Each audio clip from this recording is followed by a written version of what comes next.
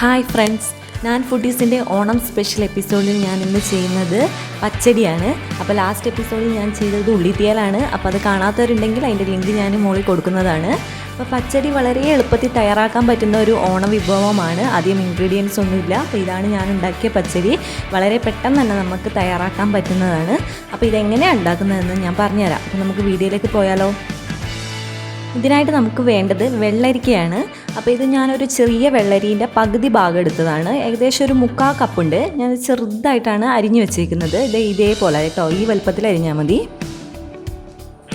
ഇനി ഈ വെള്ളരിക്ക ഒന്ന് നമുക്ക് വേവിച്ചെടുക്കാം. അതിനായിട്ട് ഞാനൊരു ചട്ടിയാണ് എടുത്തിരിക്കുന്നത്. അപ്പോൾ അതിലേക്ക് നമുക്ക് ഈ വെള്ളരിക്ക ഇട്ട് കൊടുക്കാം.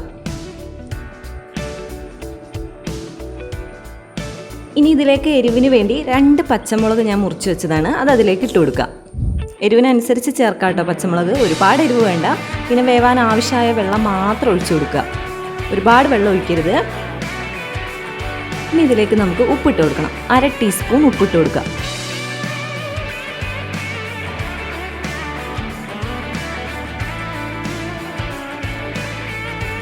ഇനി ഇത് നമുക്ക് മൂടി വെച്ച് വേവിക്കാം. അപ്പോഴത്തേക്ക് നമുക്ക് ഇത് വേവുമ്പോഴത്തേക്ക് നമുക്ക് അരപ്പ് റെഡിയാക്കിയെടുക്കാം.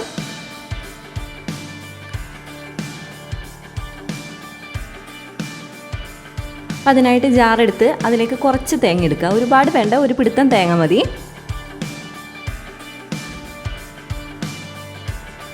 അതിലേക്ക് 1/4 ടീസ്പൂൺ ചെറിയ ജീരകം ഇട്ട് കൊടുക്കുക. പിന്നെ അരയ്ക്കാൻ ആവശ്യമായ വെള്ളം ഒഴിച്ച് നന്നായിട്ട് അരച്ചെടുക്കണം.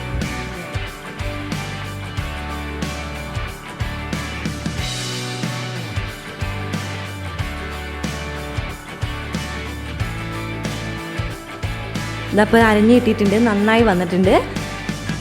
ഇനി നമുക്ക് വെള്ളരിക്ക വെന്തോന്നൊന്ന് നോക്കാം.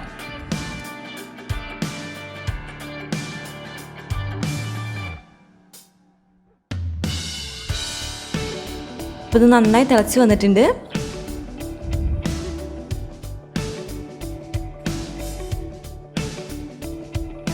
ഇപ്പോൾ വെന്തിട്ടുണ്ട്. ഇത് ഏകദേശം ആയി. ഒരുപാട് വെന്ത് പോകണ്ട, ഒരുപാട് കുഴഞ്ഞു പോകരുത്. കഷ്ണങ്ങളൊക്കെ അതേപോലെ കിടക്കണം. അപ്പോൾ ഇതായിട്ടുണ്ട്. ഇനി നമുക്കിതിലേക്ക് അരപ്പിട്ട് കൊടുക്കാം.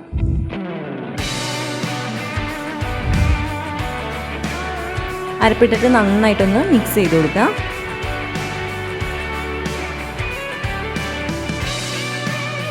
ഇനി ഇതിലേക്ക് പുളിക്ക് വേണ്ടി നമ്മൾ തൈരാണ് ഒഴിച്ചു കൊടുക്കുന്നത്.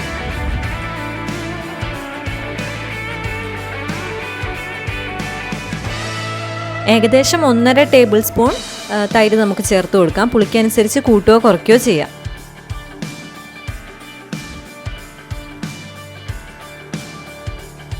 തൈര് ഒഴിച്ചിട്ട് നന്നായിട്ടൊന്ന് മിക്സ് ചെയ്ത് കൊടുക്കാം. ഇനി നന്നായിട്ടൊന്ന് തിളയ്ക്കണം. ഈ പുളിയൊക്കെ ഒന്ന് ഇതിലെ കഷ്ണങ്ങളിലേക്കൊക്കെ ഒന്ന് ഇറങ്ങണം. ഈ സമയത്ത് ഉപ്പൊക്കെ ഉണ്ടോ എന്നൊന്ന് നോക്കണം കേട്ടോ. ഇതപ്പോൾ നന്നായി തിളച്ച് വന്നിട്ടുണ്ട്. അപ്പോൾ നമ്മുടെ കറി ഏകദേശം ആയിട്ടുണ്ട്. ഇനി നമുക്ക് സ്റ്റൗ ഓഫ് ചെയ്യാം. ഇതിലേക്ക് നമുക്ക് വറവിട്ട് കൊടുക്കണം. അതിനായിട്ടൊരു ചട്ടി വെച്ച് അതിലേക്കൊരു 2 ടീസ്പൂണോളം വെളിച്ചെണ്ണ ഒഴിച്ചു കൊടുക്കാം. എണ്ണ നന്നായി ചൂടായിട്ട് അതിലേക്ക് കുറച്ച് കടുക് ഇട്ട് കൊടുക്കാം.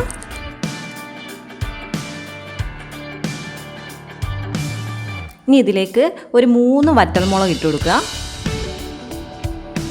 കുറച്ച് കറിവേപ്പിലയും കൂടെ ഇട്ട് കൊടുക്കണം.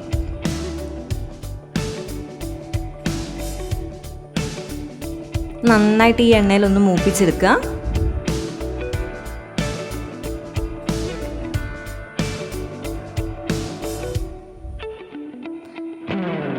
ഇനി ഇത് നമ്മുടെ കറിയിലേക്ക് നമുക്ക് ഒഴിച്ചു കൊടുക്കാം. നേരത്തെ ഞാനൊരു പച്ചടി ചെയ്തിട്ടുണ്ട്, ബീറ്റ്റൂട്ട് പച്ചടി. അപ്പോൾ അത് കാണാത്തവർക്ക് അതിൻ്റെ ലിങ്ക് ഞാൻ കൊടുക്കുന്നതാണ്.